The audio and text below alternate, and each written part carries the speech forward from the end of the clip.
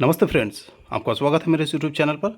आज हम लोग डिस्कस करेंगे कि मार्केट में अभी क्या नैरेटिव बिल्ड हो रहा है, क्या मार्केट अभी ओवरबोट जोन में है, उसका पी क्या है, क्या पी ओवर वैल्यूड है या नहीं है, और मार्केट में कहाँ अपॉर्चुनिटी दिख रहा है। अगर मार्केट क्रैश करता है तो एज ए रिटेल इन्वेस्टर हम लोग को क्या करना चाहिए, क्या नहीं करना चाहिए, क्या सावधानी बरतना चाहिए, एवरीथिंग डिटेल में चर्चा करेंगे। फ्रेंड्स, बने रहिए हमारे साथ। चैनल पे नया आए हैं तो चैनल को लाइक शेयर सब्सक्राइब करके चलिए, ताकि आने वाला हर वीडियो का नोटिफिकेशन आपका पास टाइम ले आए और ऐसे इन डेप्थ एनालिसिस का आप फ़ायदा उठा पाए। तो मार्केट जो है फ्रेंड्स, बुल और बियर का लड़ाई चलता रहता है। देख रहे हैं कि कुछ दिन पहले बुल हावी था, अभी बियर हावी है। तो ऐसे ही मार्केट चलता रहता है और एट प्रेजेंट जो है मार्केट में बहुत ही ज़्यादा नैरेटिव बिल्ड होने लग गया है। जैसे जैसे इलेक्शन चालू हो गया है और अभी 4 जून का हर कोई वेट कर रहा है, उसका बाद क्या होगा ये किसी को नहीं पता है। मेजॉरिटी में कौन आएगा कौन नहीं आएगा। मार्केट फर्स्ट नैरेटिव ये बना रहा था कि जो रूलिंग गवर्नमेंट है यही आएगा और 400 प्लस सीट लेकर आएगा। अभी सेकंड नैरेटिव ये भी बन रहा है कि हो सकता है ये रूलिंग गवर्नमेंट ना आए और ये जो 400 प्लस सीट दिख रहा था, हो सकता है इसमें कुछ ज़्यादा ही कटौती हो।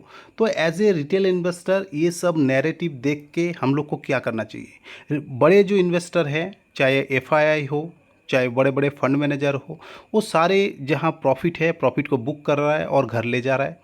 क्योंकि फंड मैनेजर का पास दूसरे का फंड होता है, अगर वो बुक नहीं करेगा, फॉरेन इन्वेस्टर अगर बुक नहीं करेगा, तो अगर मार्केट गिरता है तो उसका ऊपर सवाल जवाब भी आ जाएगा, क्यों नहीं आपने बुक किया, आपको तो पहले ही पता था मार्केट में ऐसे चल रहा था। तो एज ए रिटेल इन्वेस्टर हम लोग को क्या घबरा के अपना पोर्टफोलियो बेच देना चाहिए ना, यही गिरावट एक अपॉर्चुनिटी के रूप में हमें देखना चाहिए। एवरीथिंग हम लोग यहाँ समझने का कोशिश करेंगे फ्रेंड्स। अगर आपका मार्केट का आउटलुक क्या है, ये सब कुछ डिपेंड करता है इसका ऊपर, है ना। आप शॉर्ट टर्म ट्रेडर हैं, पोजिशनल ट्रेडर है, या लॉन्ग टर्म वेल्थ क्रिएशन करने आए हैं, अपने आप को सवाल कीजिए, जवाब अपना आप मिल जाएगा। अगर आप लॉन्ग टर्म वेल्थ क्रिएट करने आए हैं तो हो सकता है ये अपॉर्चुनिटी हो आपका पास, जहां लार्ज कैप स्टॉक अच्छा खासा गिरावट शो कर रहा है, यहाँ पे आप धीरे धीरे एक्यूमुलेशन कर सकते हैं। फ्रेंड्स, चैनल में नए आए हैं तो लाइक शेयर सब्सक्राइब कर चलिए, ताकि आने वाला हर वीडियो का नोटिफिकेशन आपका पास आए और ऐसे इन डेप्थ एनालिसिस का फ़ायदा उठा पाए और अकॉर्डिंगली काम काज कर पाए। मार्केट मूड इंडेक्स आप देखेंगे तो फियर में है। मार्केट और भी ज़्यादा गिरता है तो हो सकता है एक्सट्रीम फियर में आ जाए, तब और भी ज़्यादा बढ़िया अपॉर्चुनिटी होगा इन्वेस्ट करने का। फियर जोन का लास्ट टिप में चल रहा है, तो ये भी है इन्वेस्ट करने का जोन। अगर आप निफ्टी 50 को देखेंगे फ्रेंड्स, निफ्टी 50 का जो पी है ये 21.3 के आसपास पी चल रहा है एज ऑन डेट, जो कि शो कर रहा है कि 1 मंथ में आप देखेंगे नियर लो में चल रहा है, 3 मंथ का भी नियर लो का चल रहा है, 6 मंथ का भी नियर लो चल रहा है, और 1 ईयर में भी आप देखेंगे कि 24 का हाई था और 20 का लो था, अभी बीच में ट्रेड हो रहा है। तो बहुत ज़्यादा ओवरबॉट आप इसको नहीं बोल सकते हैं, है ना। जहां मार्केट 21 में काम काज कर रहा है, 24 तक अगर चला जाता है तो हम इसको लगभग 1 ईयर हाई जोन मान सकते हैं।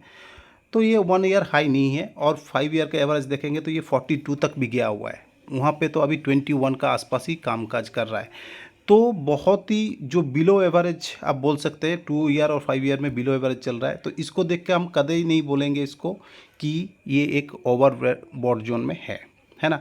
निफ्टी पी का अब देखिए, ये इंडेक्स ये 21 का आसपास चल रहा है एक साल में, है ना। देन अगर आप 5 साल का देखेंगे तो 5 साल में भी ये कहीं ओवरबोट जोन आपको शो नहीं कर रहा है, नीचे की तरफ ही है। देन ऑल टाइम अगर आप देखेंगे, ये भी 22 का आसपास जो शो कर रहा है, ये भी ऑल टाइम हाई पे नहीं है। तो कहीं भी किसी भी एंगल से हम इसको बोल नहीं सकते कि निफ्टी पी जो है अभी ओवर वैल्यूड है। ये क्लियर हो गया।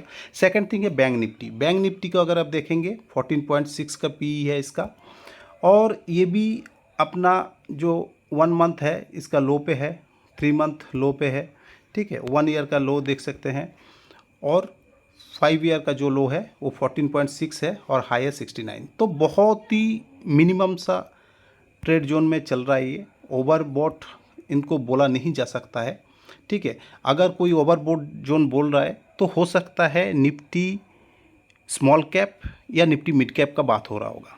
तो निफ्टी और बैंक निफ्टी जो है बिल्कुल अभी ओवरबोट जोन में नहीं है। यहाँ से ये क्लियर हो जाता है। निफ्टी नेक्स्ट 50 को देख लेते हैं। निफ्टी नेक्स्ट 50 देखेंगे तो इसका जो पी है 24 में कामकाज कर रहा है और हिस्ट्री बता रहा है कि जो 1 ईयर है वो 29.5 मतलब 30 तक भी गया है। तो ये थोड़ा बहुत हाई के आसपास कामकाज कर रहा है। लेकिन 2 ईयर पे देखेंगे 30 के आसपास गया था और 5 ईयर में 97 तक भी गया था।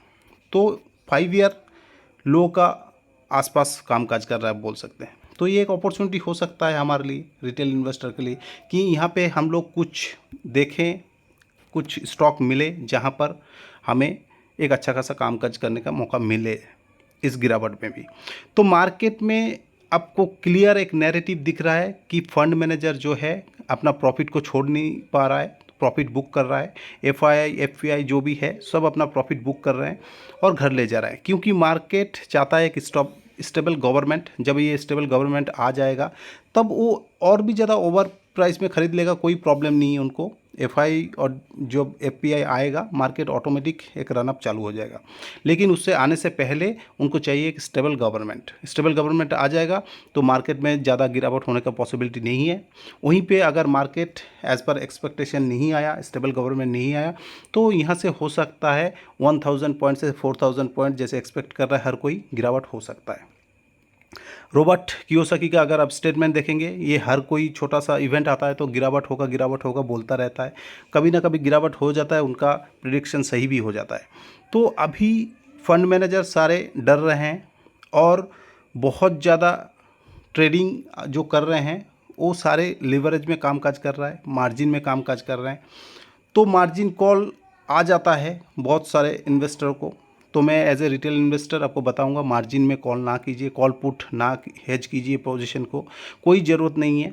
ठीक है, आप जहां अपॉर्चुनिटी मिलता है धीरे धीरे एकोमोलेशन कीजिए। अपॉर्चुनिटी नहीं मिल रहा है, कुछ भी नहीं समझ में आ रहा है आपको, तो आप स्मॉल केस या म्यूचुअल फंड इस रूट पे जा सकते हैं, ईटीएफ में जा सकते हैं। ठीक है, धीरे धीरे बाइंग अपॉर्चुनिटी आप कर सकते हैं ताकि आपको एक अच्छा खासा ग्रोथ मिले। नियर 52 वीक लो इन निफ्टी 500। मैं एक सिंपल सा क्वेरी सर्च किया जहाँ पे मैं ढूंढा तो मेरे को लगभग 45 आसपास स्टॉक मिल गया जहाँ पर एज ए रिटेल इन्वेस्टर हम लोग को कामकाज करना चाहिए या देखना चाहिए। कोफोर्ज एक बेहतरीन IT stock, mid cap stock आप बोल सकते हैं। यहाँ पे अगर आप देखेंगे तो 52 वीक लो का आसपास चल रहा है, और ज़्यादा गिरता है तो एक एक दो दो स्टॉक आप उठा के चल सकते हैं। टाटा एलेक्सी एक बेहतरीन स्टॉक, बहुत दिनों से कंसोलिडेशन चल रहा है और 52 वीक लो का आसपास कामकाज कर रहा है, देख सकते हैं आप। Then KNR construction, all cargo logistic, Mahindra and Mahindra holidays, Anup Rasayan, HDFC bank, Bajaj finance. Friend 50 stock 52 low का आसपास कामकाज कर रहा है, 50 का 50 आपको नहीं खरीदना है। इनमें से भी बेहतरीन स्टॉक ढूंढ के जिनका लॉन्ग टर्म ग्रोथ इंटैक्ट है, लार्ज कैप स्टॉक है, like HDFC bank, Bajaj finance, ये डूबने वाला सेक्टर में नहीं है, लो बीटा स्टॉक है, लो वोलाटिलिटी स्टॉक है। वोलाटाइल मार्केट में ये सब गिरेगा कम, आपका पोर्टफोलियो को एक प्रोटेक्शन देगा। तो ऐसे स्टॉक का धीरे धीरे एक दो स्टॉक करके एकोमुलेशन कर सकते हैं। देन देख सकते हैं आईटीसी, केआरबीएल, ठीक है, Nuvoco Vista Corporation, Kansai Nerolac paint company, ठीक है। Then Clean Science and Technology, इसका ऊपर भी मैंने इन डेप्थ एनालिसिस आपको करके बताया है। SBI Card and Payment System, Shree Renuka Sugar, Balrampur Chini, Jubilant Foodwork, then Cera Sanitaryware, CCL Products, Laxmi Organic, PBR Inox Limited, Page Industries, Kajaria Ceramic, Ather, MTR Tech, बेहतरीन stock है एमटीआर टेक फ्रेंड, ठीक है। तो यहाँ पे आप लोग अपॉर्चुनिटी ढूंढ सकते हैं। Atul, Indigo Paints, Happiest Mind, Alkyl Amines, Fine Organic, Restaurant Brands, Hindustan Unilever, then Bandhan Bank, EPL, Kotak Mahindra Bank, Bata, HDFC Life Insurance, Tata Technologies, Dalmia Bharat, Zee Entertainment, LTI Mindtree, Ramco Cements, Berger Paint, Syngene International, Asian Paint. इतने सारे stock अभी 52 week लो का आसपास आपको मिल रहा है। ये बेहतरीन एक अपॉर्चुनिटी हो सकता है फ्रेंड्स। सारे स्टॉक को आप देखिए, एक एक स्टॉक को वॉच लिस्ट में डालिए, इनका चार्ट पैटर्न देखिए, एनालिसिस कीजिए, जहाँ पे आपको 20-25% तक डिस्काउंट मिले धीरे धीरे आप एक्यूमुलेशन कीजिए, टाइम वाइज और पैसा wise, money wise staggered manner में धीरे धीरे उठाते रहिए और उठा के लॉन्ग टर्म वेल्थ क्रिएशन के लिए होल्ड कीजिए। एक अच्छा समय दीजिए, बहुत ही बेहतरीन आपका पोर्टफोलियो बनेगा, बहुत ही बेहतरीन आपका वेल्थ क्रिएशन होगा। एज ए रिटेल इन्वेस्टर आपको इस टाइम पे डरना नहीं चाहिए, क्योंकि मार्केट वोलाटिलिटी है, विक्स इंडेक्स बढ़ रहा है कंटिन्यू, 25 एबव भी हो सकता है चला जाए। तो पहला चीज़ तो आपको डर के अपना पोर्टफोलियो बेचना नहीं है। पोर्टफोलियो आप कोई भी स्टॉक रैंडमली चूज़ करके रखे हैं, पोर्टफोलियो को आप रीबैलेंस कर सकते हैं अकॉर्डिंग टू यू, है ना। पोर्टफोलियो में स्टॉक ऐड करना है जहाँ पे आपको अच्छा खासा डिस्काउंट में मिल रहा है, आप धीरे धीरे एक्यूमुलेशन कीजिए। इकट्ठा एक बल्क बाई ना कीजिए, अभी बल्क बाई का टाइम नहीं है। कैश को होल्ड कीजिए, कैश इज़ किंग। मार्केट अगर गिरता है अच्छा खासा मौका देता है, और अगर आपका पास पैसा नहीं रहता है मार्केट में लगाने के लिए तो इस गिरावट का कोई फ़ायदा नहीं है। 5 इयर्स में ऐसा एक अपॉर्चुनिटी आता है, जो चुनाव आता है, हो सकता है मार्केट वोलाटाइल होकर अच्छा खासा गिरावट दे दे, आपको अपॉर्चुनिटी मिले, लेकिन आप कैश होल्ड नहीं करेंगे, आपका पास कैश नहीं रहेगा तो आप मार्केट में पार्टिसिपेट नहीं कर पाएंगे। MTF ट्रेडिंग ना करें, मार्जिन ट्रेडिंग ना करें, अपना कैश जितना है उसी में पोजीशन बना के रखिए, उसी में बाय करते रहिए। जहां प्रॉफिट आपको अच्छा खासा दिख रहा है, अगर आपको लग रहा है कि प्रॉफिट थोड़ा बुक करना चाहिए तो थोड़ा बुक कीजिए प्रॉफिट को और कैश को होल्ड कीजिए। मार्केट आपको इमेंस अपॉर्चुनिटी देगा फ्रेंड्स, वहाँ जहाँ अपॉर्चुनिटी आपको मिल रहा है बड़े स्टॉक में आप धीरे धीरे बाय करते रहिए, ठीक है। मार्केट अगर आगे जाके वोलाटाइल होता है, गिरता है, तो धीरे धीरे एक्यूमुलेशन आप कीजिए, इकट्ठा बल्क बाय अभी नहीं कीजिए। और कॉल पुट फ्यूचर ऑप्शन ये सब बिल्कुल नहीं करना, क्योंकि वन साइडेड रैली कब आ जाएगा आपको कुछ पता नहीं चलेगा। आपका बहुत ही ज़्यादा नुकसान हो सकता है अगर आप मार्केट में एक्टिवली नहीं रह पाते, तो हो सकता है आपका बहुत सारा नुकसान हो जाए।